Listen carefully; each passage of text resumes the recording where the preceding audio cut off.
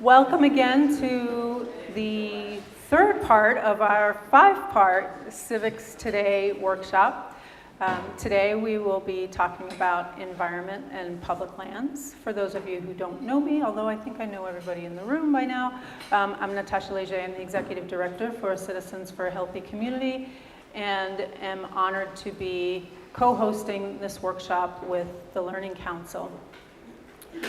I quickly wanted to start out by maybe just taking a bit of a moment, given all of the smoke that we're smelling, and take a moment to just reflect on where we are, given climate change and these wildfires, and in particular, all of our wildland firefighters that are doing such an amazing job to try to keep everybody safe and put these fires out. The task is becoming more and more arduous. And so I just ask that everybody hold them all in their hearts and their minds as they're working this really dangerous job that they have. Thank you.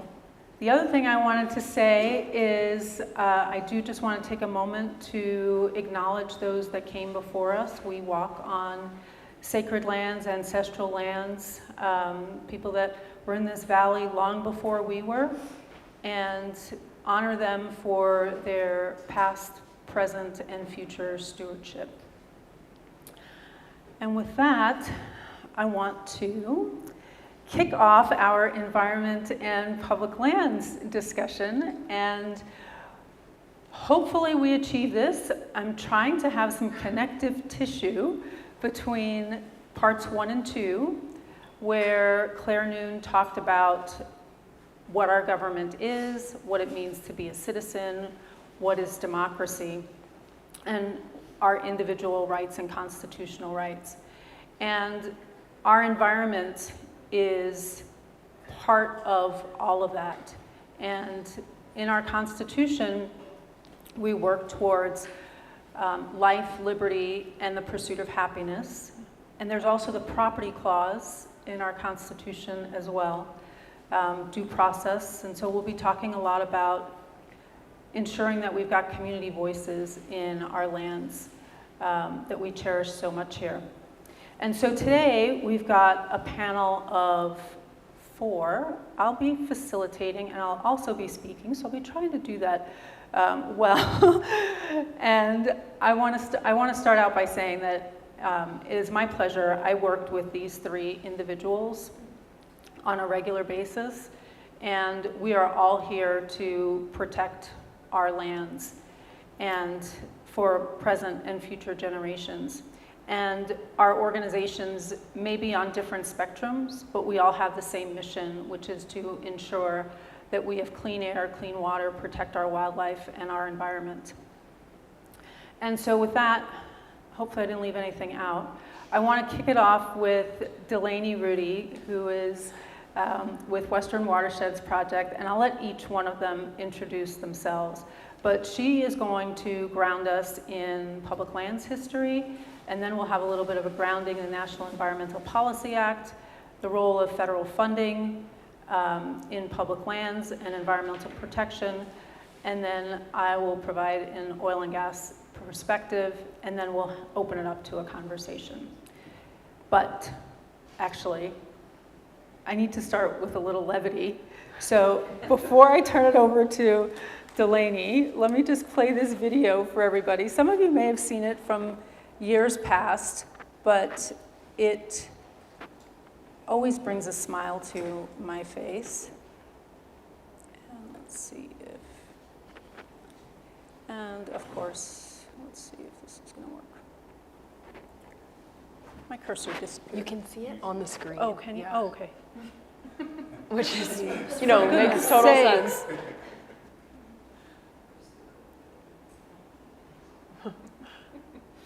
Do you find yourself longing for the apocalypse?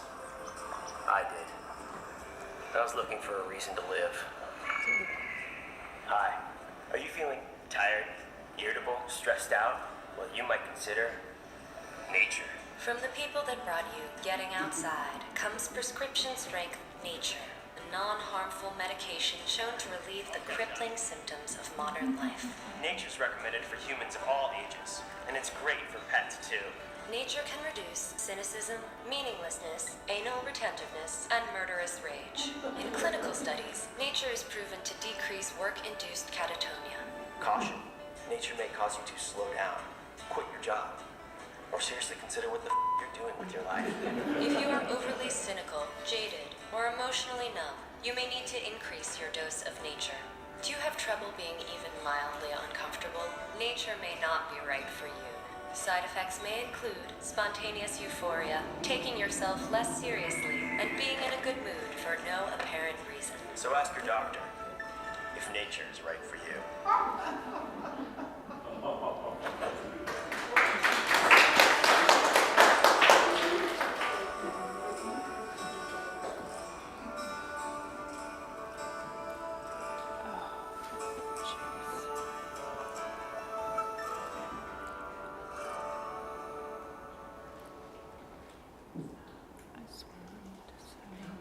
No shortage of technology issues. I spent a lot of time in these woods as a kid.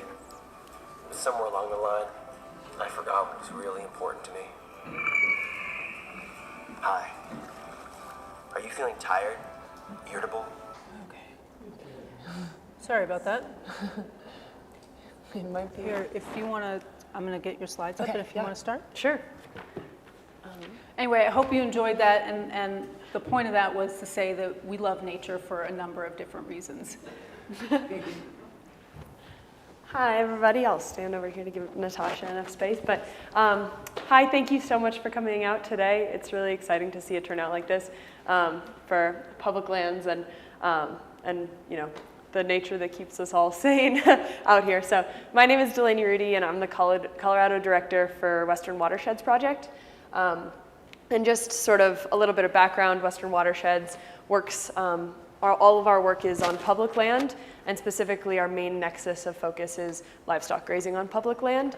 And so a lot of sort of my understanding and like the bigger picture of public lands and public lands history comes from understanding how we permit industrial uses of land, including the livestock industry. So maybe it actually does make sense to be further over here. Let's see. Is it just space bar go? Okay. Yeah. I'm just going to give a little background. I think that often when we're approaching policy, it feels like an intricate maze that is really difficult to locate oneself in.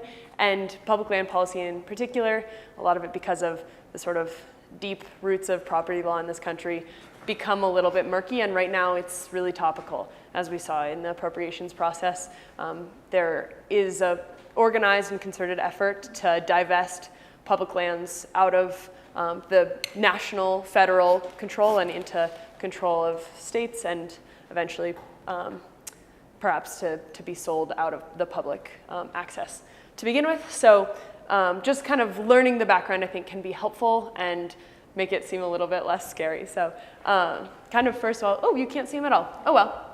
I've got some dates up there, but then I can see them, and it looks like I've got them in my head, which is fun. So basically, from the beginning of land management in this country, obviously, as we nodded to earlier, but we have to keep in mind throughout all of these conversations, is the violent dispossession of these lands from the original people who lived here. That is the backdrop upon all of this, upon which all of this rests. So most of the lands that are public are lands that began being acquired by the United States during the Louisiana Purchase. During the colonies, lands from basically where the original colonies were to the, I think it's to the Mississippi River, there's to the first river you get to. I'm having the first big one, yeah. Many little ones in between. Anyway, that was kind of the first land in the negotiation of the colonial law. That was the first land that was going to be held in common interest. But then as we acquired vast tracts of land through treaties with other countries and through treaties dispossessing native folks, you ended up with these swaths of land that were thought to be held in the common interest. And Then throughout the process of the US trying to gain federal funds, a lot of that was sold and in the process of settling. So the Homestead Act in 1862, that was the first step of that land being sold, and it was both a revenue generator for the United States and then also allowed people to start moving west. But the way you can think about it is very much grounded in what the land can be used for. And so the Homestead Act had very specific requirements for tending the land and for producing agriculture through it. So most of those tracts that were originally settled were tracts that could support agriculture, and specifically, field agriculture for the most part, and also grazing land. But then you end up with these other lands, these lands that are unappropriated. And so those lands were still held by the federal government, but used pretty haphazardly for whatever purposes people needed. And so the first kind of large, big picture topic that people started to become concerned about was the rampant logging across forests. So there were a couple large natural disasters, there were mudslides. Basically, there was so much timber removed from the western forests that it became a really large problem. So in 1891, Congress passed the Forest Reserve Act. And what the Forest Reserve Act was, it created a system through which logging was permitted. So it didn't set this land aside to not be logged. It created a system of regulation for land to be logged. And the Forest Reserve Act then created forest reserves, which then were transferred through the Transfer Act of 1905 to become the national forests, the US national forests. A similar process happened for grazing land after the Dust Bowl. People became really worried about the amount of grazing that was going on the open range and the catastrophic effects it was having to the ecology and the livability of the West. So as a result, in response to the Dust Bowl, they passed the Taylor Grazing Act in 1934, and the Taylor Grazing Act created grazing districts, and those grazing districts were then a vehicle for grazing to be permitted instead of just open range. So that kind of creates the infrastructure that we see today that turns into National Park Service and Bureau of Land Management, which are both housed under the Department of the Interior. And those grazing management districts, the grazing service was merged with the General Land Office to create the Department of the Interior and the Bureau of Land Management. And the Forest Service is in the Department of Agriculture, and part of that is because it came long before the Department of the Interior. So this is just an interesting graph. You can't see it very well, but the black line represents lands that are protected from are withdrawn from disposal. So you can see that first spike is when the Forest Reserve Act happened, and that's the establishment of all of our first forest reserves, then becoming our national forests. And then you can see again in the 1930s that spike that came from the Taylor Grazing Act. And then spikes along the way. You can track them to the various things, but I think this is a really good image to illustrate it. So Harrison, he was the first president to designate forest reserves, and you can see the small footprint of them, but then Teddy Roosevelt, as we know, a real conservation hero, set aside most of what we see today. He set aside 150 million acres of forest reserves. He was so aggressive in setting aside forest reserves that a number of states, including Colorado, passed legislation banning any more forest reserves to be established. And so he had like a last handful of months to designate all the rest of the forest. That was important, and he and Gifford Pinchot, the first chief of the Forest Service, worked together to find the areas that were really important. This is an interesting map also, can't see it very well, but it shows the grazing districts that were established under the Taylor Grazing Act. And you can see the grazing districts match pretty closely to what we now have managing our BLM land. They're a similar footprint, and it shows the way that those designations inherently created to regulate industry now have become what we see regulating our lands today. So the thing that really changed and started to show this shift is in 1976, the passage of the Federal Land Management and Policy Act.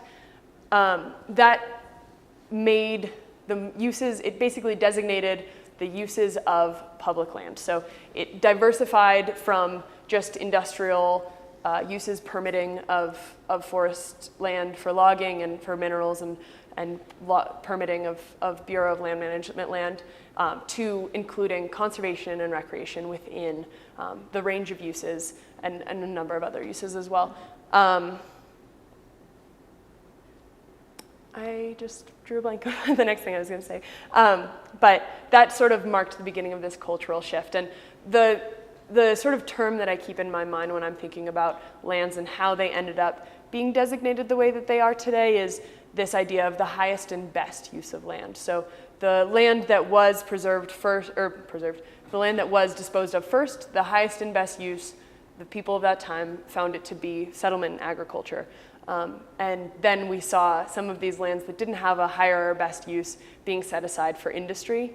And as sort of culturally and sociologically we need different things, the highest and best use of those lands might be for conservation. The highest and best use of those lands might be for recreation. And we as the people, as public land owners, it is our responsibility to advocate for what the highest and best use of those lands are. And as climate change advances and as we have all of these other layers of pressure, we have to constantly be reevaluating and asking our land managers to really strongly consider what the highest and best use of those lands are. So just kind of a summary of the way things are organized when we're appealing to the Forest Service to treat our forests with respect and to think about the future and sustainability of our forests, then we're appealing to the Department of Agriculture, which is kind of funny because it sort of situates silviculture and forestry within agriculture, because that's what it is, versus Department of the Interior is who we go to for all of those Bureau of Land Management lands. And then you can see on the bottom there are a couple different designations that cross management.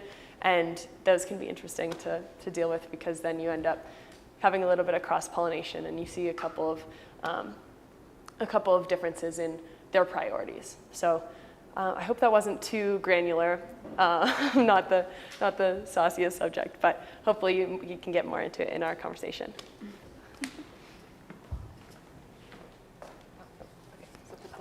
Should I give this one to Ben? Thank you. Can I ask a question or will you do questions later? We'll do questions. Okay. Thank you. Okay. Hi, everyone. I'm Keely Meehan, and thanks, Delaney, for that. That was great. I guess some quick background about myself. I am an attorney by training, specializing in public lands and environmental issues. There's two of us up here, so I'm going to get out of breath more than usual, so bear with me on that one. And then, for work, I work at a small organization called the Colorado Wildlands Project. We focus specifically on Bureau of Land Management, managed lands that Delaney just sort of spoke to. And what we really focus on is across Colorado specifically, there are tons of BLM managed lands. And we really focus on inventorying areas that are still quote unquote wild, so undeveloped, that would could qualify for something like wilderness designation if it went through Congress. And our intention is to just keep those remaining wild places as wild as possible. So we push back on development and different proposals that happen in those specific places across the state, working really closely with other partners across the board. So that is what I do for work. And today I am going to talk to you also about a super sexy subject, which is the National Environmental Policy Act, or NEPA. Some of you may have heard of this before, but I'm just going to give a quick background and then kind of dive into why NEPA is important. And I do have notes because I do think pregnancy brain is real. It escapes me. So yes, NEPA is the first major environmental law in our country. It was established in 1970. Some folks call it kind of the Magna Carta of environmental laws. It's really a bedrock law that many other laws and policies stem from. It applies to all federal agencies across the board and their actions. NEPA itself is actually super short and straightforward. The statutory text is only like 6 pages long, but there's a lot in there. And really the purpose is to encourage people, the public, to engage in federal processes and also to ensure transparent decision-making from the federal government, and to kind of ensure that the government is considering the impacts of their actions on the environment from a variety of different angles. So you'll see it, it covers air, water, climate, flora, fauna, all sorts of different things, and many more, honestly, that I didn't list. But really the guiding question, so when any federal agency is gonna undergo a project or spend federal funds, they are required to ask whether environmental impacts from the projects are likely to be significant. And significant, right? I feel like you can already tell, like the question is like, how is that defined? And the answer is that it really isn't. There's no specific threshold. There's tons of subjectiveness that goes into that, lots of agency discretion. Of course, like many things, it relies on looking at similar projects that have been done in the past and whether or not those were significant. But needless to say, there's just a lot of discretion there and a lot of difference of opinion and what meets that different threshold. Depending on the answer to that question, there's a variety of different processes that come out. And so if the answer to the question is just yes, it's found to be significant, let's say we go to the far end of the spectrum of what that means, and it would mean a really extensive public engagement process. Something called an environmental impact statement would be compiled, and there would just be lots of opportunity for public input, lots of different analysis that goes into it. And then the far opposite side of the spectrum is called a categorical exclusion or a finding of no significant impact. And that's basically the government saying, like, there's not a lot of environmental impacts here, so we're good to go. We don't have to really do much of anything.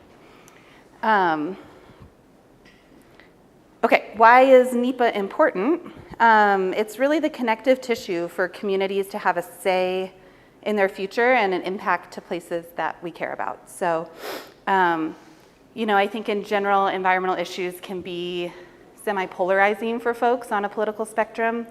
But what I have found, at least in my work, is that process shouldn't be as polarizing and often isn't. Like, people want to have a say. People want to know what's going on and have their voices heard, regardless of sort of how you feel one way or another about the project. So that's really what NEPA is. And I put, our friend the Lorax on here because I feel like if any law is like speaking for the trees or the people, it's NEPA. So, okay. So I just want to make sure.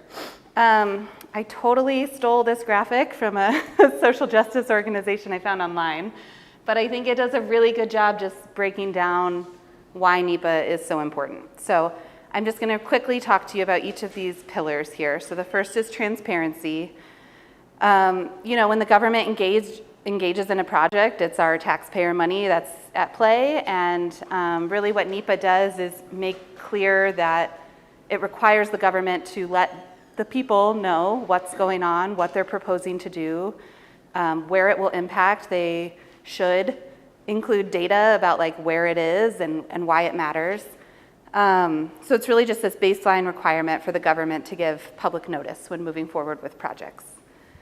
The second part here is informed decision making. So these processes, again, vary in spectrum, but are often spread over many years. Sometimes too many years, and they really require the agency to consider impacts from all of these different places, right? And so they result in very lengthy documents a lot of the time with tons of different analysis, but the intention behind it is that the decision that they ultimately end up making was scientifically informed, it was informed by community input, it's like a well thought out, well-rounded, balanced decision. One thing through the NEPA process that maybe some of you have heard of is that they're required to consider what's called a range of alternatives. And so through that process, basically the government, again, kind of looks at things on a spectrum. And on one side, it's prioritizing development over all other uses. And on the other side, it's supposed to be designed to prioritize environmental protection over all other uses. And like many things in life, the truth and the result like lies often in the middle, right? But basically through this process, the agency, if it's the environmental impact statement, the full spectrum, they come out with sort of like an A, B, C, D alternative. Like here's what it could look like, here's A, here's B, here's C. And what the public does then when they release that information out is they can respond to the specifics in each part, and maybe it's a mix of the two, or maybe it's something they totally forgot. But the government is required to really consider that input that they receive, and there's various steps along the way that they publish different versions of the document that hopefully incorporate that input, and each time it's like a little more thought out and a little bit better of a document. A lot of what I'm saying is in the ideal world, and I will kind of get into how that's not always the case. Public input, so yes, again, it's just really the opportunity for folks to be involved. I think I already touched on this, but they're required to respond, so that's pretty awesome. And I think many of you in this room are probably really familiar with this process, because I think something that's really beautiful about our community is people are really engaged, and there have been federal decisions that impact our community that people have really, like thanks to Natasha and her organization and many other local organizations, have been involved in, and like we actually have seen some really big wins in the federal government considering it. And I just want to kind of emphasize that, because I think Paonia and the North Fork is like really special in that way. It's not the case everywhere you go. So thank you all for being here. I also just want to say with public input, like you'll hear people who are opposed to these processes and say they take so much time, they cost so much money. They do take time, they do cost money. But really, if they're done right, they result in less political conflict, less litigation, you know, ultimately like less waste of resources, truly. Again, ideal. And then the last thing I'll just say is accountability. Like having NEPA, having these bedrock environmental laws are really kind of the only thing that we have to build what's called the administrative record and be able to push back on federal decisions in court. So a lot of what my job is, and you know, others who work in this community, it's working with the federal government, working with communities throughout these processes to hopefully influence them, make changes along the way so that we don't have to sue, right? Like suing at the end of the day is the worst case scenario. And I think, like I've said before, we've seen a lot of success in that, but it's really important for people to be engaged in these long, wonky processes, because that really is where change can happen. It's much easier to make change often along the way with bits and pieces and scientific data and, you know, facts than it is to just have to go to court to fight at the end of the day. So currently, just to sort of talk about like the state of NEPA and where we're at, unfortunately, because it is a really effective means of democracy and engagement, it is very much under attack. I would say threat, but it's already like happened, sort of. So like I mentioned before, the law of NEPA itself, the statutory text, is very short, and really where the meat of on the bones is, or I tried really hard to think of a different way to say that, and I don't know what it is. But yes, like really where the substance is in agency regulations. And so one thing that came out of the statute of NEPA was the establishment of the Council on Environmental Quality, CEQ, which maybe folks have heard of, is under the Office of the President. So CEQ back in the 70s issued a rule, a NEPA rule, a regulation, that really like outlines how NEPA should be applied, what it means, how to implement it, and gave direction to the other federal agencies that Delaney walked through of like them establishing their own rules and regulations to apply this law. The current administration, the Trump administration, sees that as, you know, really targeted NEPA. First go around, they really targeted NEPA, and they came back the second time smarter and more effective at doing it. And so unfortunately, as of earlier this year, those long-standing CEQ regulations are no more. They're gone. Another thing that happened is, like I said, each agency that manages federal land and other issues have their own NEPA regulations, and the administration has now taken that next step to get rid of those individual agency regulations as well. So there's currently, and happy to talk more with folks about this, but there's currently comment processes for tons of different federal agencies to repeal, or actually I guess it's not repealing, they're rewriting their NEPA regulations. And they have already sort of skipped the step of like, they already have a final, they're basically like, this is what we're doing. And pretty soon it will be effective. And really like what is happening with that is when I talked about that spectrum, the environmental impact statement, and on the other side, the categorical exclusion where there's sort of no process, it's giving a lot more ability for them to just pick that no process option. So unfortunately, it really removes the opportunity for people to engage. It removes the ability to challenge things in court effectively. Yeah, just less analysis, basically, more moving forward. I'm trying to think of something positive to say. I mean, it's not totally gone. Like, this law is still here.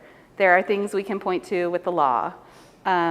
There's opportunity to push back when they pick that option with no public process to sue and say that that was not an appropriate avenue to take.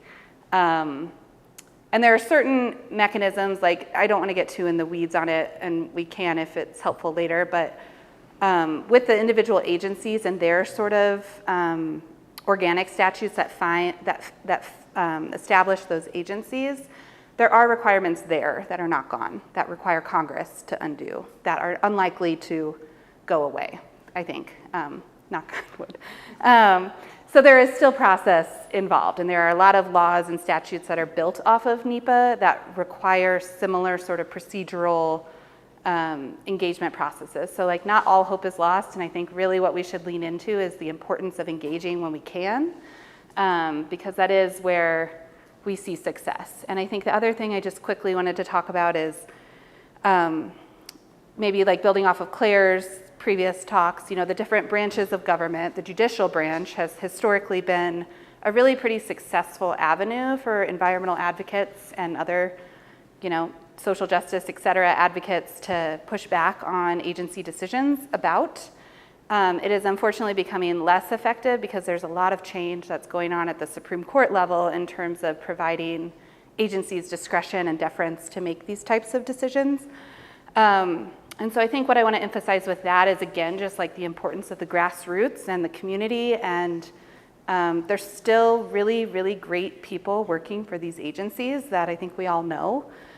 And the more that you can connect with people outside of that political world and just talk about like the truth on the ground and the data and the facts and the reality, like things do change through that process. And so I just don't want us to lose hope with the like high level removal of some of our traditional tools, just to say that I think we really need to lean into what we can influence, and that is that sort of civic engagement and connecting with people and playing the long game, right? Like a lot of it is playing the long game, unfortunately.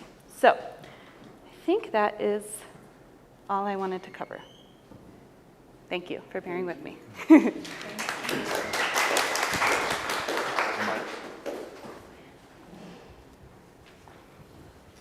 Hello, everyone. Good to see you. My name is Ben Katz. I am the Associate Program Director of the Southwest for the Conservation Lands Foundation. Formerly, I was with the Western Slope Conservation Center here in town for about 5 years, and I've been with CLF for about 1.5 years.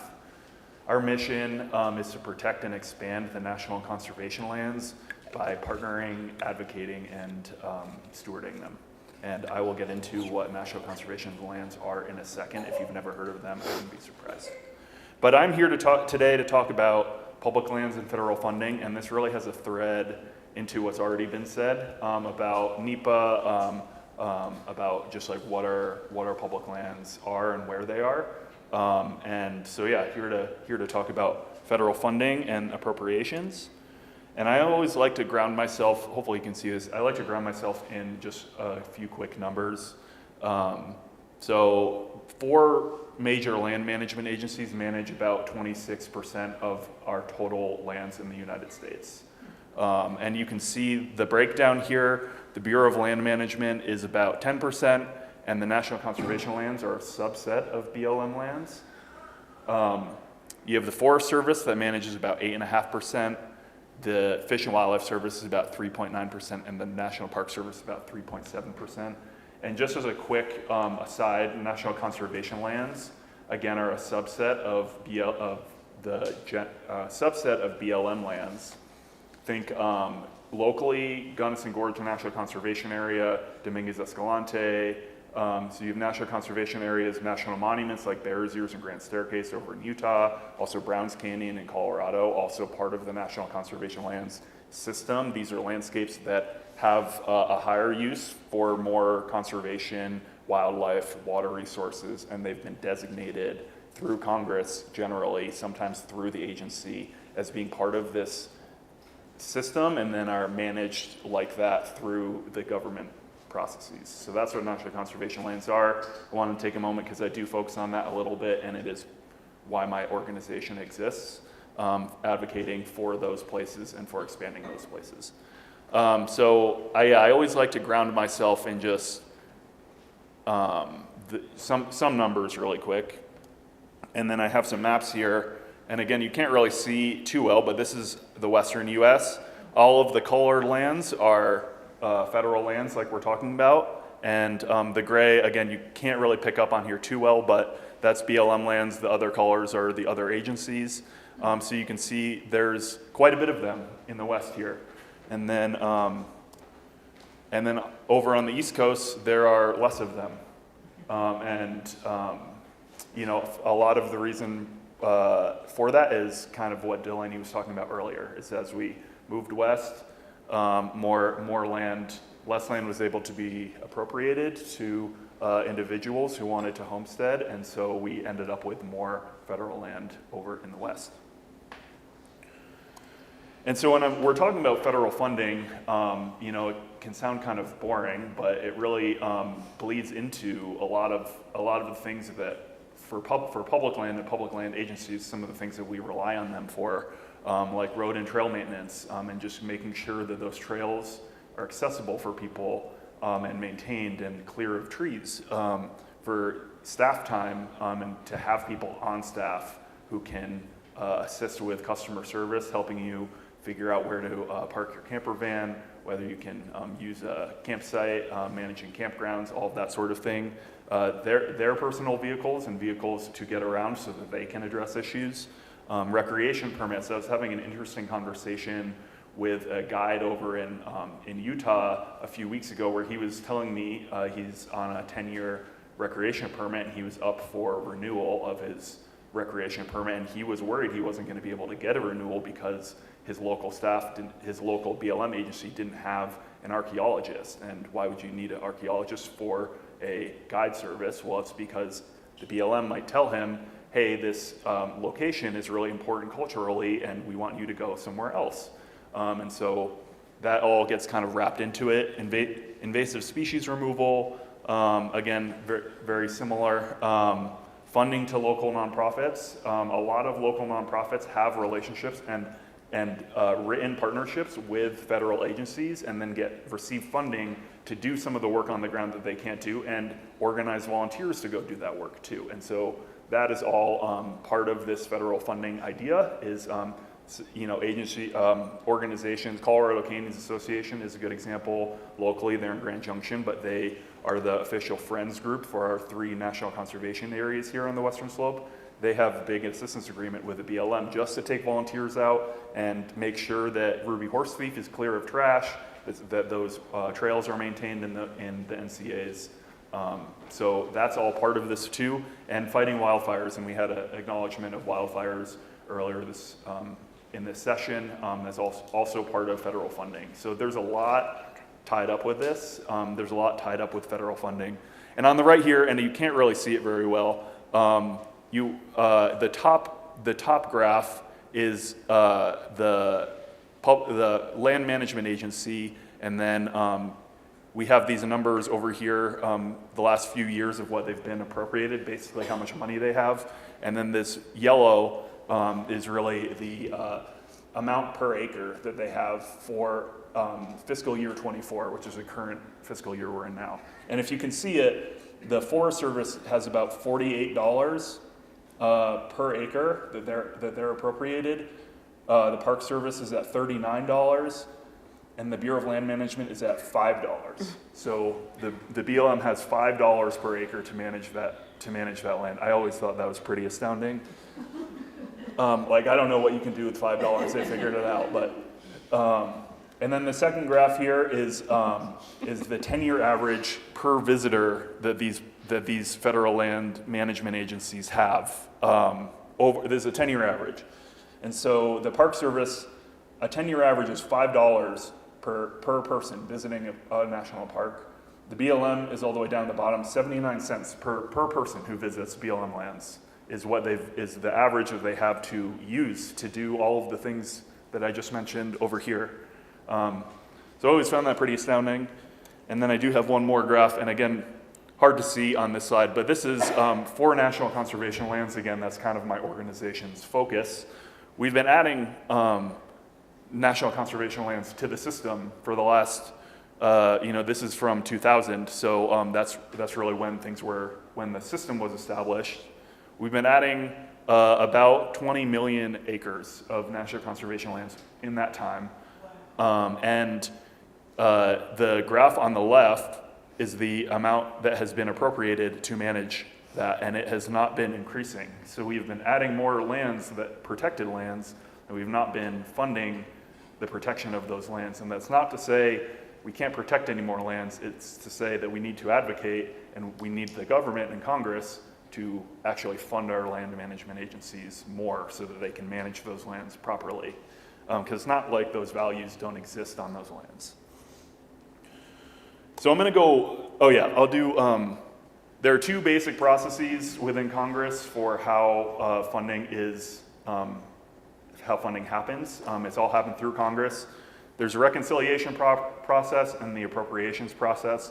I'm not going to get into these today unless you want me to, and I probably can't even speak to it very well, but essentially, my government affairs director describes it really well. Reconciliation is if you were to say, in 10 years, I want to buy a house, how am I going to construct this framework so that I can buy this house in 10 years? And the appropriations process happens every year, and it's within that framework, what am I spending on my bills? And so the One Big Beautiful Bill Act, which you may or may not be familiar with, I hope you're a little familiar with, was a reconciliation process. So that was how over the next 10 years are we going to basically pay for the president's tax cuts, and the appropriations process is actually happening right now for the next fiscal year. The White House sends around a proposed budget, and then both the House of Representatives and the Senate work on their own individual budgets within these committees.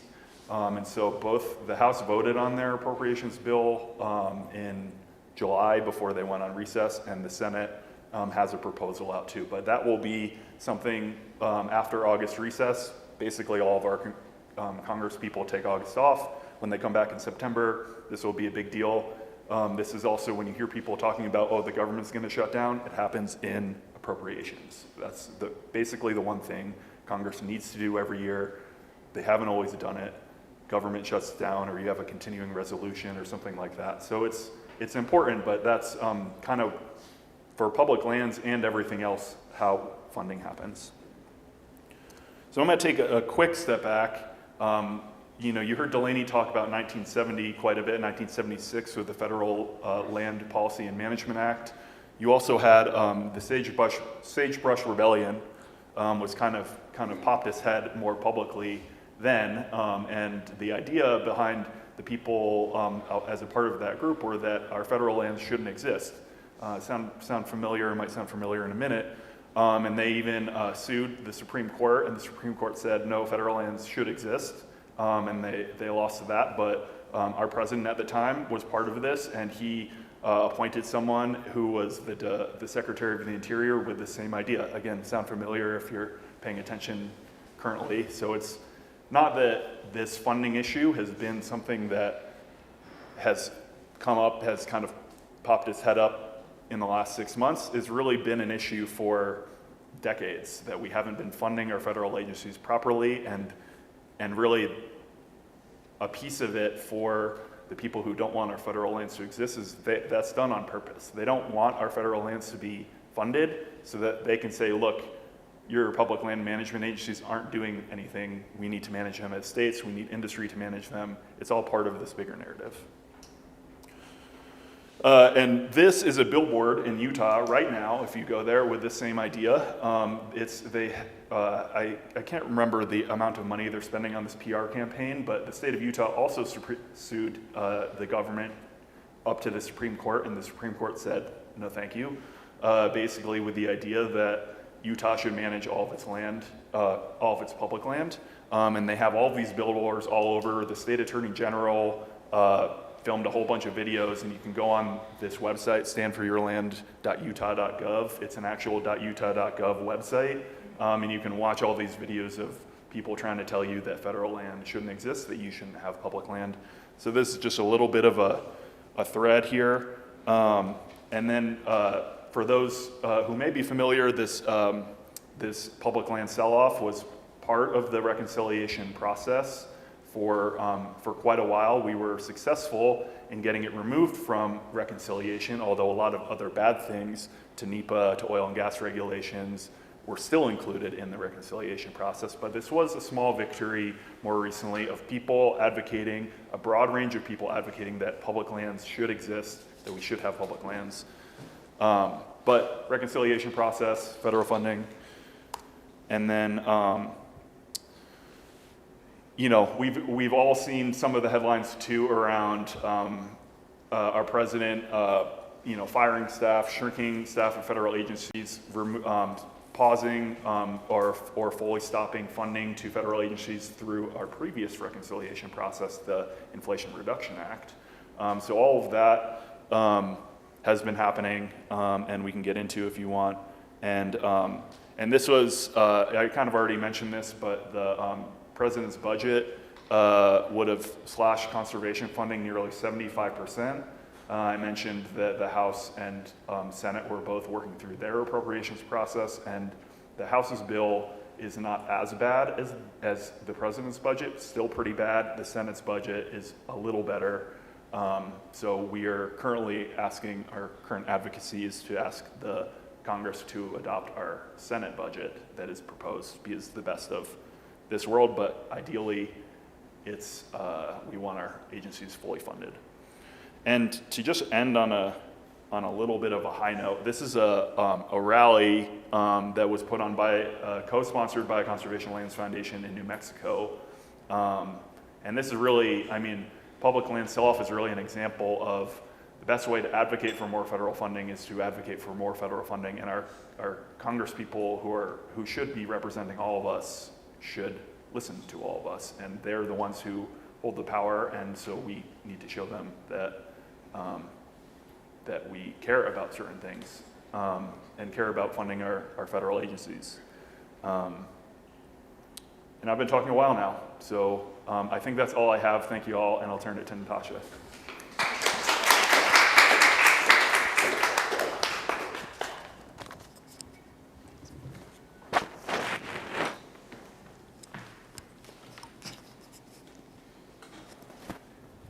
Thanks, Ben.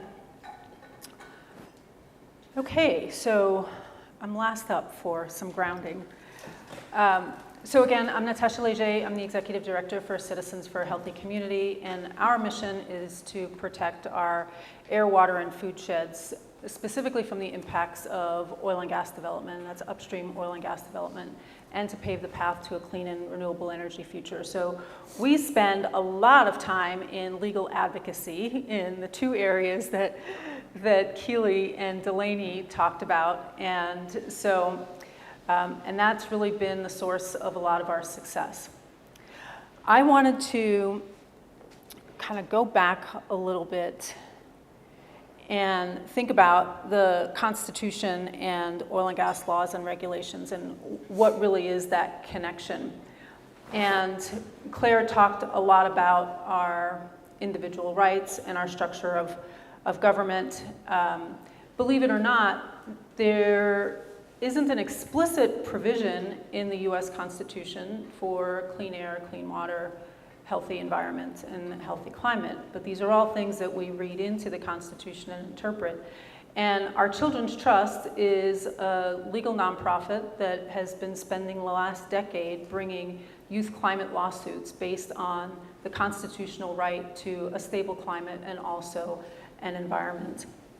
And I wanted to share that a little bit as some hope and also some setbacks in order to stitch all of this together. Last year in Montana, the Montana Supreme Court found that there is in fact a constitutional right to clean air, clean water, and a healthy environment. And that's the result of Montana having a constitutional provision as well as having a Environmental Policy Act. I wanted to just talk briefly about our Children's Trust's Youth v. Gov case, or Juliana v. United States, because that case has been 10 years in the making. And it came to an end last year, or this year, and because the Supreme Court refused to hear the case. And I'm also bringing it up because it shows the trajectory that we're on despite administrations. A lot of you have heard me say that the challenges that we experience them across various administrations, whether they're friendly or whether they're not. And so in both of these cases, under the Trump administration and the Biden administration, they intervened to actually prevent youths from actually getting to trial. But I wanted to read specifically from the judges. Well, first of all, let me just share with you what was in their claim. The plaintiffs contend that the federal defendant's policy on fossil fuels deprives plaintiffs of life, liberty, and property without due process of law, impermissibly discriminates against young citizens who will disproportionately experience the destabilized climate system in our country, and fails to live up to federal defendants' obligations to hold certain essential natural resources in trust for all citizens, for the benefit of all citizens. So that's what they claimed. And then Judge Aiken, federal district court, who was trying to actually bring this case to trial despite all of these obstacles, in her decision she said, "Exercising my reasoned judgment, I have no doubt that the right to a climate system capable of sustaining human life is fundamental to a free and ordered society." And that's how all of this comes together from a constitutional perspective.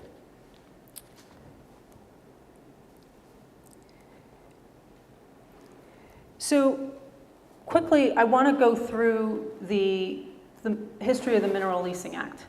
So the Mineral Leasing Act, 1920, interestingly enough, before 1920, public lands were not leased for oil and gas. They were either sold or given away, which meant that the federal government completely lost control of that land.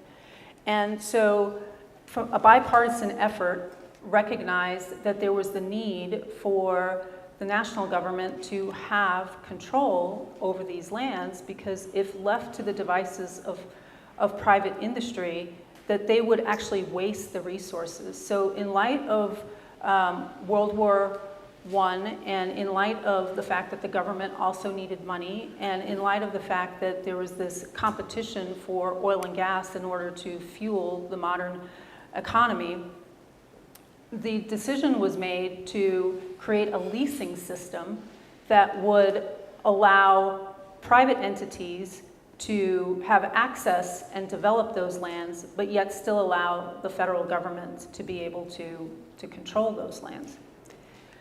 Now, interestingly enough, we're in a similar situation. We've seen things flow, ebb and flow from the Mineral Leasing Act, and these are some of the principles, that have emerged or evolved over the last several decades.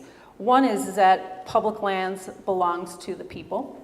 So back to what Ben was saying, is that this is something that we agree on as a country, and then also that it's frankly I was going to say second, but it's probably the third best idea that the United States has had. The first one was our democratic system of government. The second one was our Bill of Rights. And the third one is public lands, this idea that we as citizens, as taxpayers, own these lands and have a say in them. The other one is, let's see, wanting to ensure that the benefits of leasing these lands get distributed widely and that there isn't a concentration of wealth. At the time, back in the 20s, there was concern about monopolistic power, and they tried to create a leasing system that could, at best, try to minimize that. And then lastly, the piece about returning those revenues to the states. Now, interestingly enough, the Mineral Leasing Act has just been rewritten in the budget bill. I still don't want to call it the big, beautiful act. In the recent budget bill, the Mineral Leasing Act was actually just rewritten, and it was rewritten to, it still has a leasing system in place, but it now has mandatory leasing in it. It cuts out really public voice and community input. But more importantly is, even though we may be in a similar situation, for example, the government needs to raise money to pay off its debt, and we are in an energy transition and competition for energy that will define the rest of this century and the next century. But yet, what's happening with the rewrite is that it really is about concentration of power for the few. It is really not about ensuring that these lands are managed for the best interest of present and future generations. So these are some of the things that we are seeing happening from an oil and gas perspective, weaving through all the things that we've heard from Delaney and Keeley and Ben. And in particular, in the North Fork, this impacts us because we have high developmental potential for oil and gas in the upper North Fork area. And mandatory leasing now means that on a quarterly basis, as long as lands are open and available for leasing in a resource management plan, and they are nominated, that they are required to be leased. So I'm trying to end on a positive note, but I don't know if I'm going to get there yet. So anyway, what that effectively does is that it cuts out agency discretion, because in the past, before this change, the BLM developed a planning process that would go in stages effectively, which is you create this plan, recognizing that you're not going to be able to account for everything.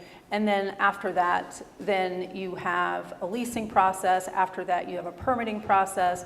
And at some point in between all of that, you could still issue some stipulations and some mitigations to be able to acknowledge the current state of environment or changes that have taken place and mitigate. They've now taken that out of this.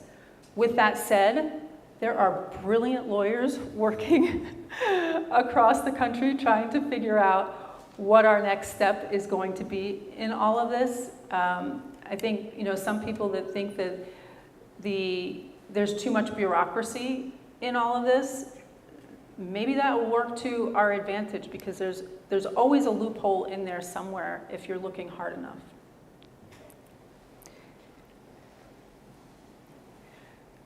So again, to give you a little context in terms of where we are on oil and gas regulations, I just wanted to set the frame, especially when you're dealing with federal lands.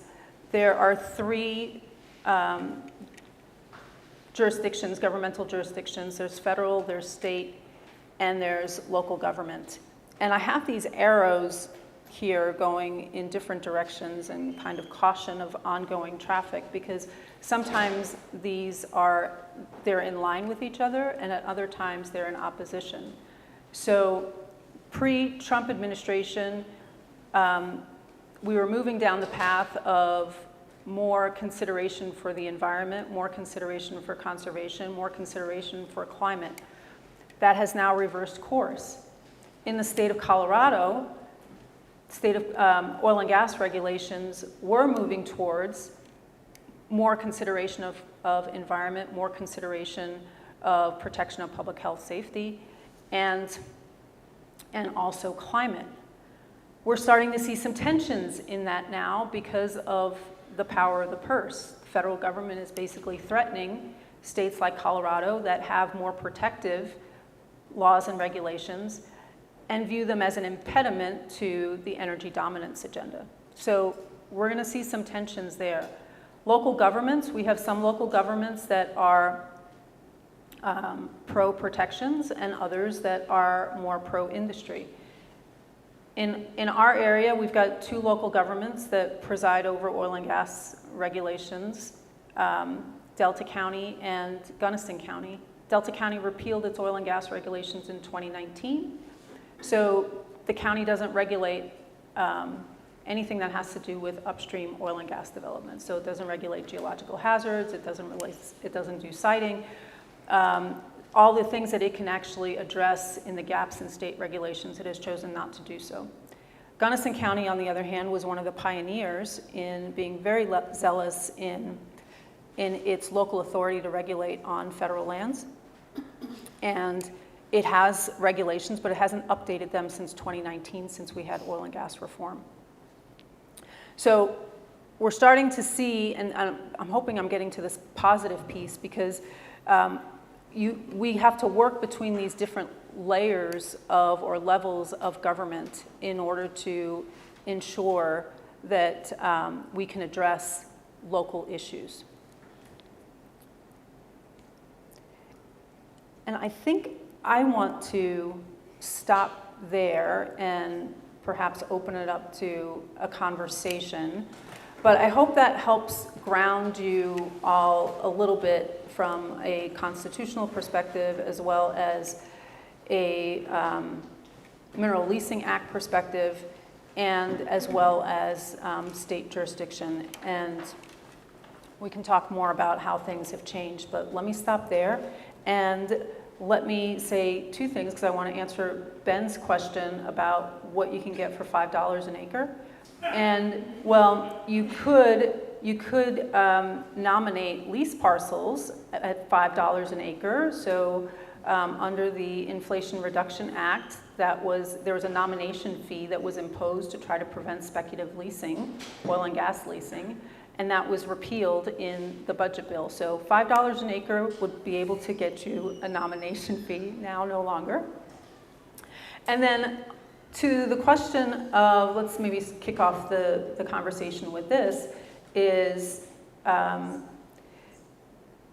70% of Coloradans, or more than 70% of Coloradans, and more than 70% of Americans value public lands, and they value the protection of wildlife, water, and the environment. So my question is, how do we lean into that? Because it strikes me that there are more of us that want to ensure that these lands are properly managed and around for present and future generations. So why don't I start with Delaney, and maybe Delaney, you can popcorn it over. Or somebody else, are you okay to go? Yeah, good. Okay. Go. Just answering questions or answering that question specifically? Okay. I think that something that sort of pops into my mind when sort of we think about the ways that we advocate and the ways that we capture that interest, it was really interesting through the public land sell-off debate during the reconciliation process. The number of stakeholders that came to the table, a really, really broad political spectrum showed up in support of public land. And I think that that is both heartening and sort of illustrative because when we are talking about more granular issues, people are less willing to advocate for like pure conservation. People are often people whose interest is in the values that Natasha was describing of clean air, clean water. We also are more likely to be taking a more balanced approach. And so we think, like, we understand that it's reasonable that industry exists. You know, the systems that we live within, industry is a part of that. And so sometimes what ends up happening from that is that you are advocating on one side from a very reasonable position. And then on the other side, you have industry advocating from the position of their bottom line.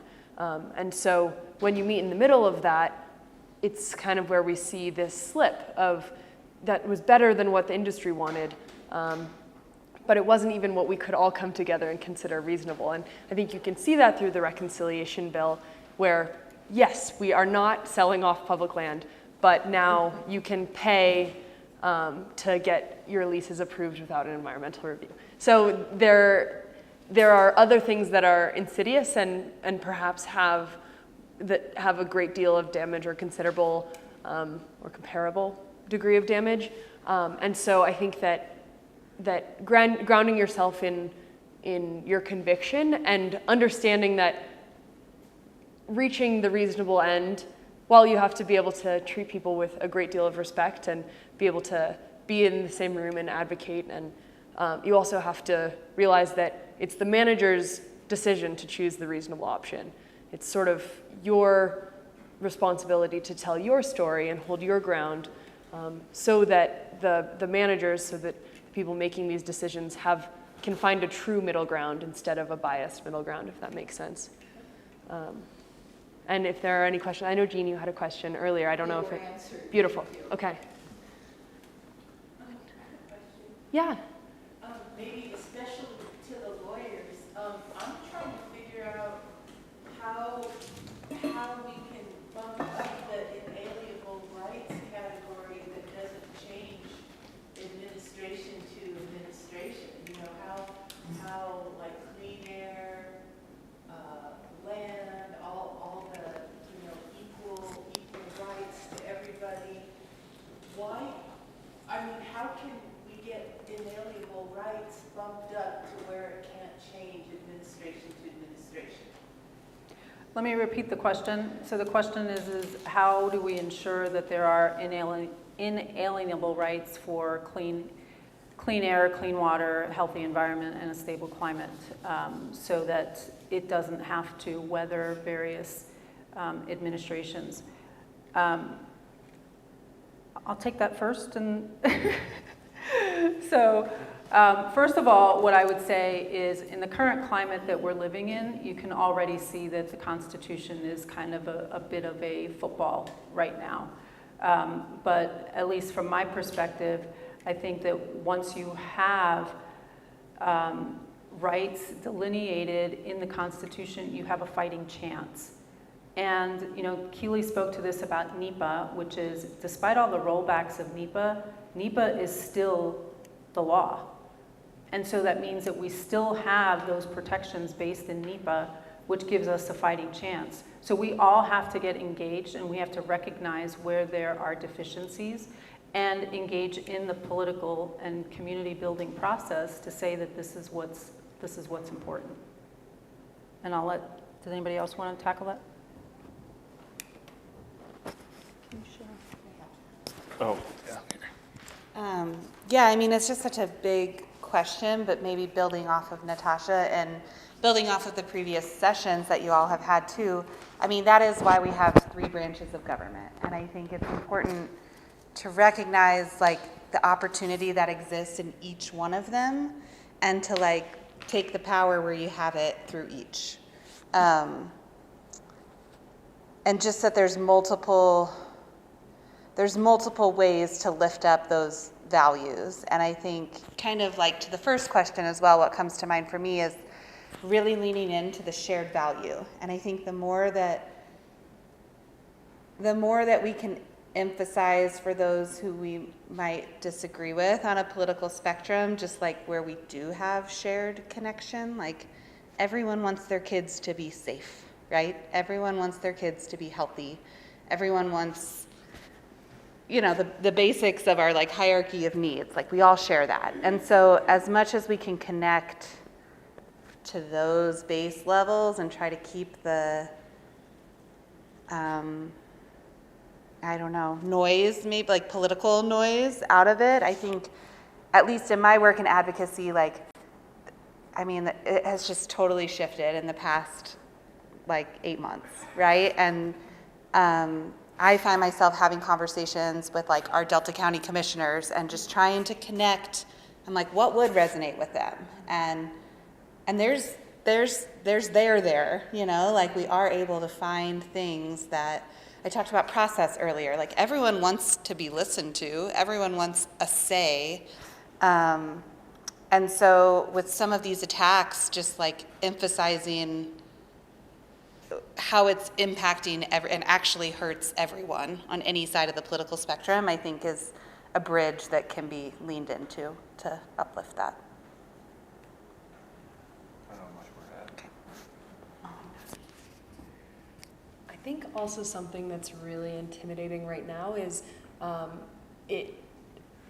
like since Citizens United, it feels really like a money game, and that industry inherently is money generating, and so you can put that money somewhere. But I think public lands are a really good example of something where the sheer democratic will, like we have the numbers. They have the money, but we have the numbers. And I think we see through Congress and the way Congress and congressional Republicans specifically are acting right now, because Trump controls a lot of conservative campaign finance dollars, that sort of draws a party line. But I think that remembering that, like, you can impact the vote of a person by having a connection, and I think sometimes I get kind of dwarfed by the fear of this just like tremendous amount of money that we're trying to work around. But we live in a democracy, and as much as we can find our power in community and find our power in people, maybe we can undermine the power of campaign finance. I don't really know, but I think that there's something there.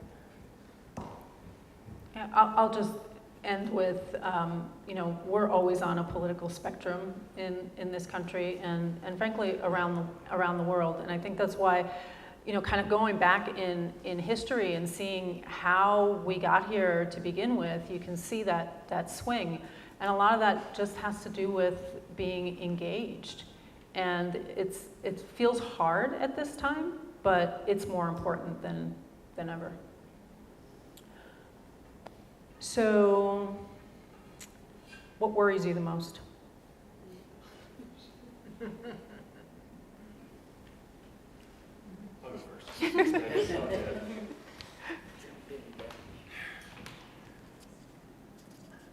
I mean, I think for me, there's a lot against these efforts right now. There feels like there's a lot that, the practice of,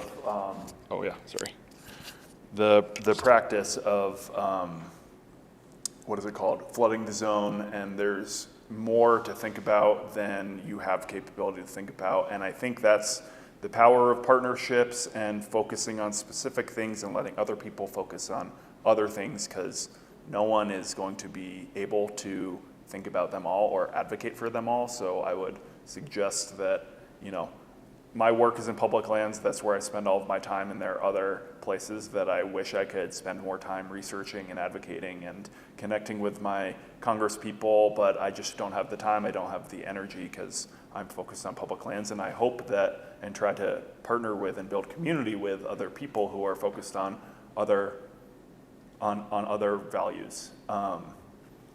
But it does worry me, the flood the zone strategy, the speed at which things seem to be coming up, and we were even talking about it like before this. Feels like we're in a little bit of a lull right now, but then as we were going through all of this, is a month ago that we were fighting off this public land sell-off, so like time is all relative right now, but that's kind of what worries me.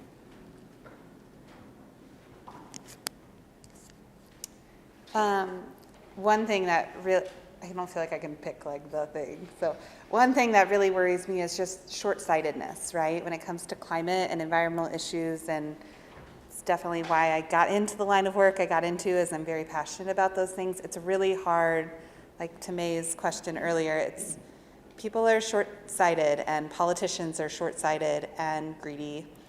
And it's like her question. It's like the $1 million question. Like, how do you get people to care beyond themselves? And it's hard and it's worrisome. And to Ben's point and the conversation about like flooding the zone, there's a lot of really terrible things happening that are going to take a really long time to change. And so we just can't give up, honestly. It worries me that we're going to lose steam and mechanisms to engage. So we got to hold on to what we have. I think kind of similarly to Keely, my career until I worked for Western Watersheds, I worked for the Forest Service, and my partner still works for the Forest Service in the Paonia office here. I do worry about our land management staff. On my shirt, okay. I worry about burnout. I think that for the strategies that Ben kind of spoke to of undermining the work of public servants by undermining their budgets, it has a real effect on people's ability to do their job, and people's ability to do their job has a lot of impact on their job satisfaction and life satisfaction in general. And so we are kind of turning as a country more toward asking people to volunteer and do this kind of work for free. But I think that really understanding that professional people doing this work is really valuable, and trying to support the professionals that are left. Of my community of Forest Service folks, a ton of people took the buyouts because they were worried about the future of their jobs.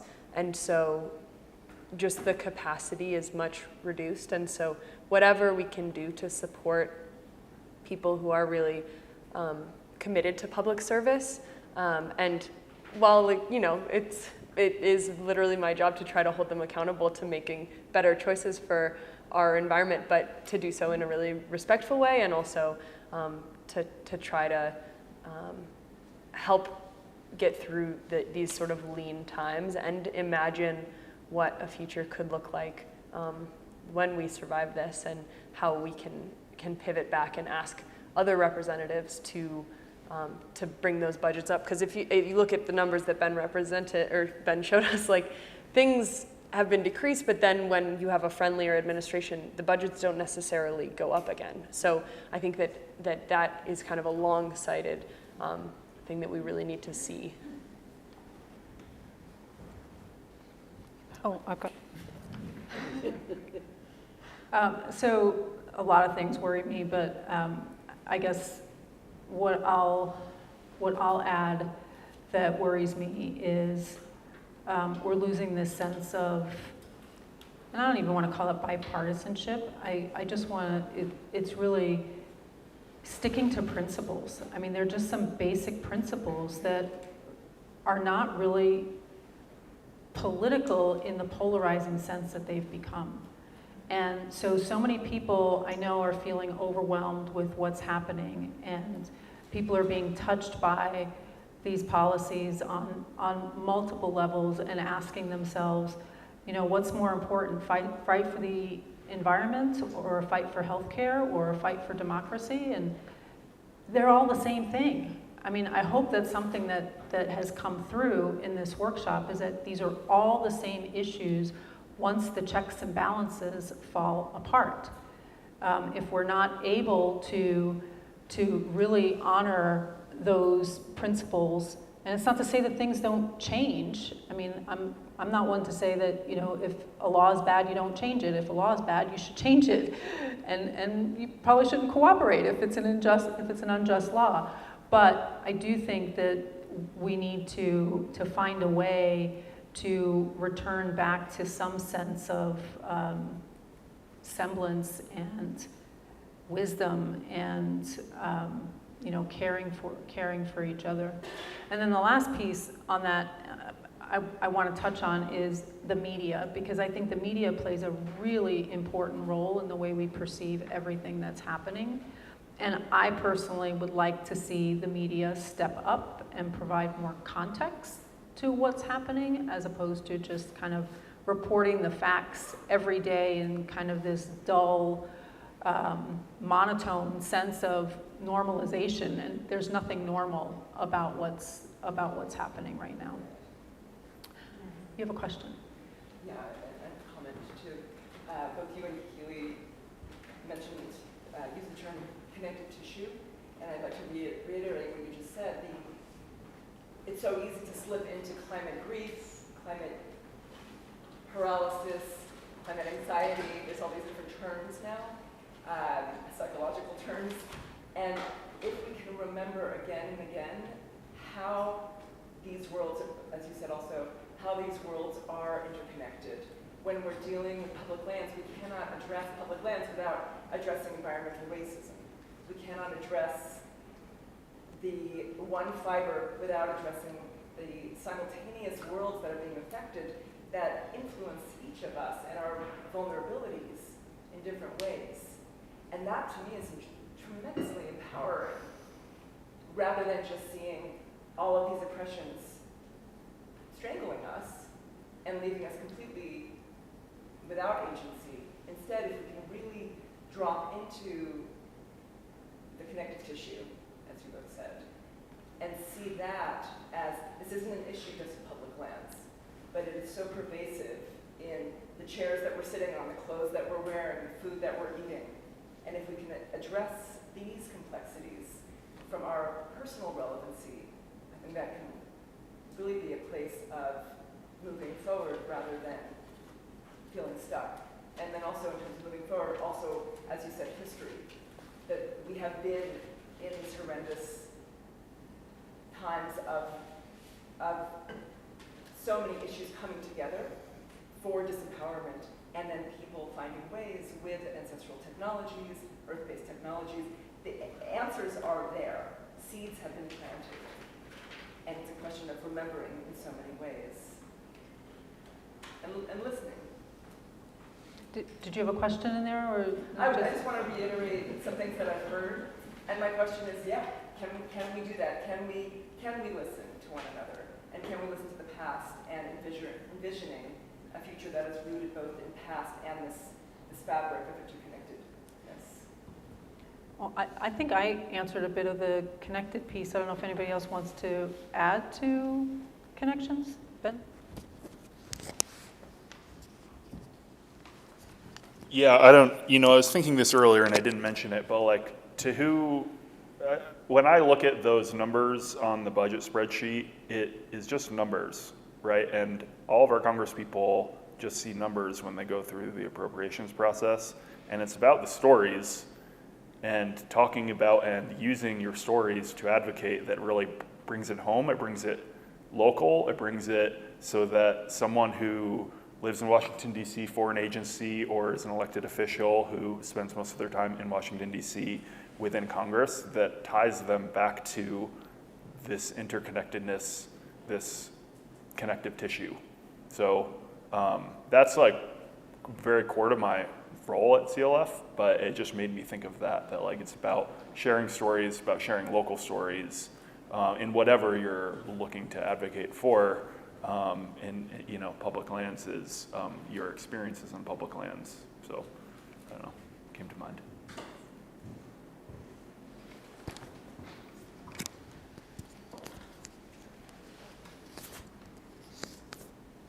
Also, I think kind of piggybacking on the storytelling aspect, and you spoke to it also, is I think right now something I really worry about is this feeling of hopelessness, and it can be very pervasive and disempowering, and I've found a lot of leadership through Indigenous activists and Indigenous activism, and I think about like the sort of feelings that were stirred up in me and were stirred up in like wide, broad communities around the sell-off of public land, like that as shareholders in public land, like that is dispossession.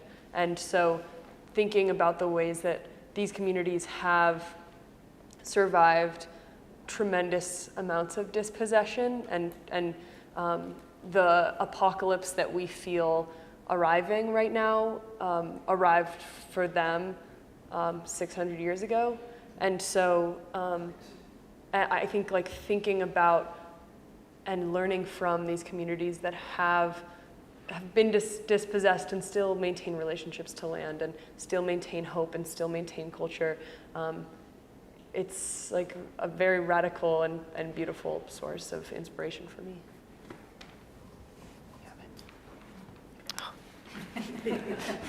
Question? I'm just wondering how you guys feel about reaching out outside the choir. Because my feeling is that if we are able to appeal to those people who did come together with us about the sell-off that might have voted differently from us, then maybe we can appeal to those people en masse who really come together over the concerns that are environmental here that we all rely on. So that's my thing. How do we reach out outside the choir? Because for me, they're not going to respond to anything involving anything indigenous.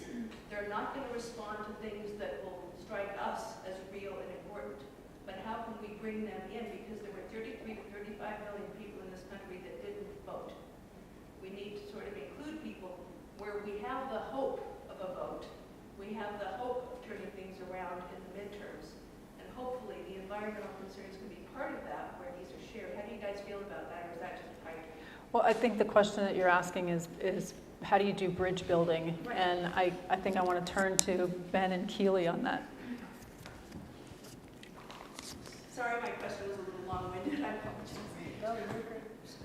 apologize. Two things come to mind.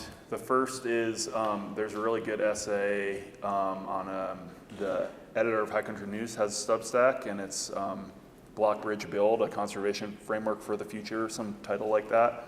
And it's this idea that you need to be blocking the bad stuff while also bridging the gaps, while also building things. And so those three have to happen in tandem. And so that just comes to mind. I would recommend you read that, and I can't blur it all out line by line now. But the other thing is I'm doing a project right now in the San Luis Valley where I've actually partnered with a local artist. And this project was born out of been working with a local organization trying to gather their community around this idea of designating a new national conservation area in the southern San Luis Valley. And they hosted panel hearings like this one with different stakeholders on different topics for about a year and a half. And they were ranging from pretty good to pretty bad. And there's starting to be a constituency of people who are just really opposed to this, the winds of misinformation and how their own political ideals that have been lifting them, and they've been more vocal. But I've been partnering with this artist where she essentially is local to the San Luis Valley, has been going around and conducting interviews of stakeholders that hold very different positions in community. Like longtime ranchers and conservation people and water users, and she's done a series of about 12 or 15 interviews with these stakeholders, and then through those interviews identified a set of shared values, and is actually doing 8 paintings that depict those shared values that connect to those threads of different stakeholders. And then we're going to have a showing here.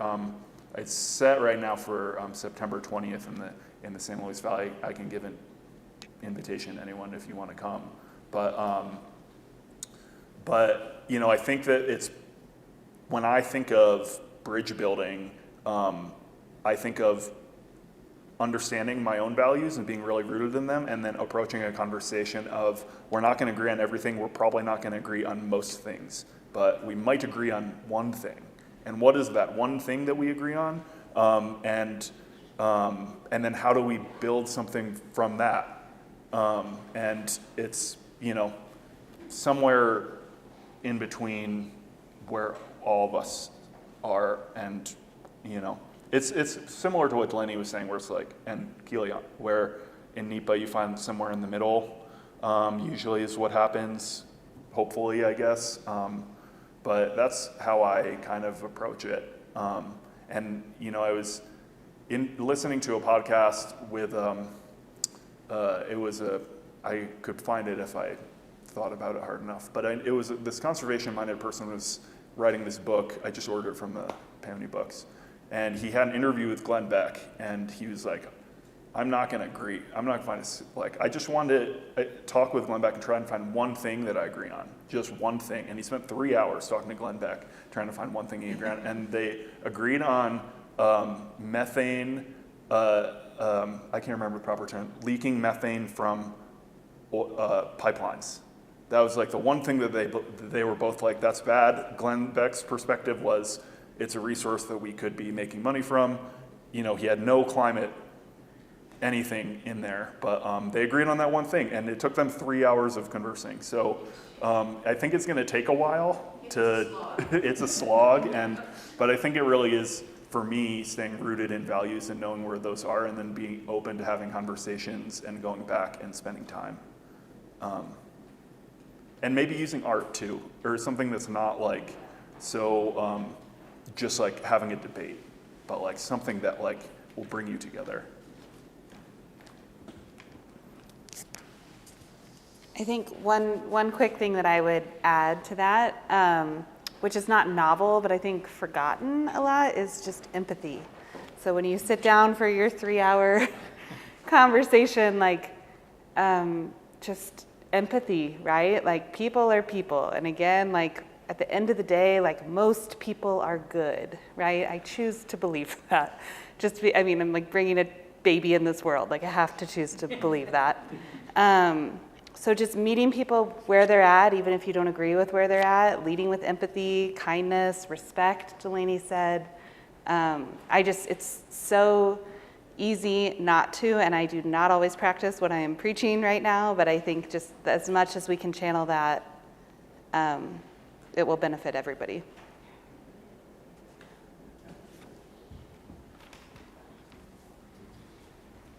Yeah, we have to work hard not to dehumanize each other, because that's how we will devolve. So I encourage everybody, you know, respect, respect, respect, and agree to disagree. One last question, and then we'll wrap up unless, I got a question in the audience. Go ahead. Yeah, I was wondering, what do you guys think is the best way to take direct action, like for just a regular person, you know, short of being a professional like you all? Repeat the question, best way to take direct action. Why don't I go down and I'll circle back. Do you guys have answers? Yeah, actually send this to me. For me, what comes to mind is being involved locally and just showing up. I think just being involved in local things, because that's where you're gonna probably see the most influence, and just showing up time and time again. And yeah, and I mean, I think there's also like the contact your Congress people and contact them over and over and over again. And I think depending on the thing you're advocating for, there can be creative ways to do creative things. A great example that I love talking about is in Salt Lake City. They've been dealing with Salt Lake kind of drying up, and there's been a youth organization that has been hosting vigils on the steps of the Utah State Legislature every day for the whole course of, I think it's a year, at least the whole course of when the Utah State Legislature is in session. And it's just a simple thing where they just go and like you hold a candle and then you go back the next day. And it's gotten a lot of press and attention. But to me, it's really like being involved locally and showing up.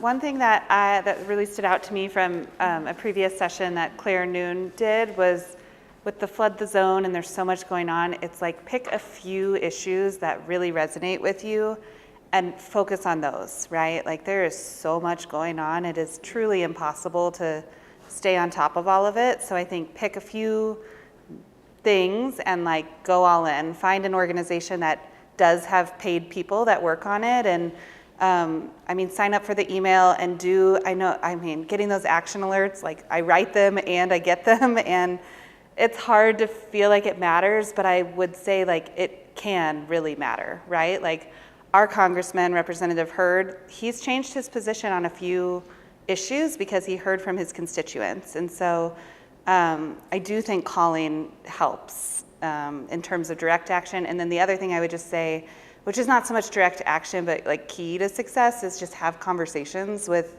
the people in your life. Like it's easy to want to steer away from all the darkness.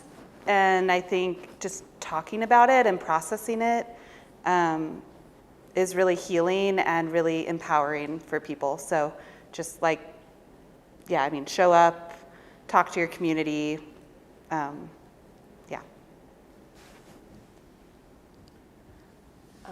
Okay, similarly, I sort of have like a more fun answer and a less fun answer. I think the less fun answer is getting to know county commissioners. I think that you were running for the board for DMEA, so being involved in that way, you're already doing it. So thank you for considering it. Thank you for trying though. Like, that's engagement, right? And so I know state representatives who have given up their seats in state offices to come work in their county offices because they actually see more power there. County commissioners speak on behalf of their communities, whether or not, that necessarily represents every member. So I think making them have more uncomfortable conversations if they don't represent, your aspect of the community as much. And then the other thing is just like finding your own resilience. I think getting out onto the land and building a relationship with the land and interrogating your relationship with the land is what gives you the energy to then tell a story and gives you the story to tell. And so I'm trying to lean more into art and stuff just for like my own sanity right now. But I think that being able to tell that story is sort of like a life's work. But yeah. And I'll just say direct action means different things to different people. So, really lean into the issues that you're passionate about, something that you can resonate with. Turn to organizations that can help supplement some of the information that you need so that you don't have to be the one doing it all the time. And just like everybody else has already said, talk to people. This is the time to go out for coffee, go for pizza, and especially summertime. It's the time to be out with people and try to enjoy the beautiful place that we're in, find that common ground as to the things that, you know, we all want to cherish. And I think these, you know, not the most fun thing, but try to dig into the systemic problem, right? I mean, if you realize that free and fair elections is a problem, you know, work on that issue. If you realize it's money in politics, work on that issue. If you realize that there isn't enough information on a specific topic, work on that issue. I mean, there's so many different ways around that, but I think more than anything else is asking the right question of what can I do today, and just show up. What if this is about taxes? Hang on. Yeah. There's a Substack done by Jessica Craven, who is a journalist, and every Sunday she does good news, and it is a long list of things that you don't hear about, and it's always uplifting. I'll add to that is, Harry Potter, isn't it called Harry Potter? Chocolate Harry Potter. I'll add to that is Nonviolence News by Rivera's son. You know, you read that and you feel like you're in a different world. You know, you just see people showing up, doing all sorts of creative things as well. I mean, you know, guerrilla activism, if you want to call it that. I mean, all sorts of really amazing things. And so I encourage, you know, branching out into different areas of information. Kara, you had a question? Oh, just taxes. We were talking about tax resistance direct action. You mentioned last week that you wanted to mention. So this actually came up in parts 1 and 2 with Claire in terms of talking about, you know, how did we get to where we are in our history, and it was about taxation without representation. And so if you're concerned about where your tax dollars are going now, or disappearing for that matter, then, you know, maybe there's an opportunity for some sort of a taxation without representation campaign. And so start talking to your friends and neighbors about that. And that's at multiple levels. I mean, that can be at the local government level, that can be at the state level, that can be at the federal government level. But, you know, when you start seeing all the cutbacks that we're seeing, you really have to start asking yourself, what are we paying for, and what is government? I mean, Claire talked about, you know, what government is, and, you know, the other piece is that it's the redistribution of resources. Well, where is it being redistributed to if it's basically taking away, you know, protections for the environment, if it's eliminating education, if it's doing all of these other things? So, you know, I think that's a very valuable issue and topic to start exploring. Any other questions? I can also speak to it a little bit. Like, from a climate perspective, I think that's an easier one because it's, you know, across the globe. But even within Delta County, like, we can see from the climate maps where communities that have experienced more warming, their greater levels of warming, like the yearly temperatures are higher.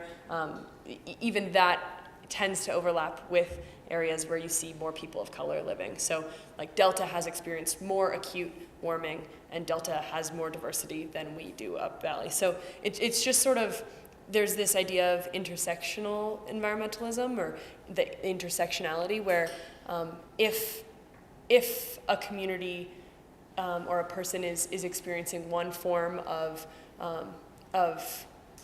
oppression, or one form of disenfranchisement, it could be people who are people of color are also more likely to be poor, you know, and because of the systems that exist, looking into the intersections of, like, we need to protect the environment because we need to protect the environment, but we also need to protect the environment because there are people who are being disenfranchised in other ways who are actually also disproportionately disenfranchised by the environment being degraded, if that makes sense. And let me just finish up quickly.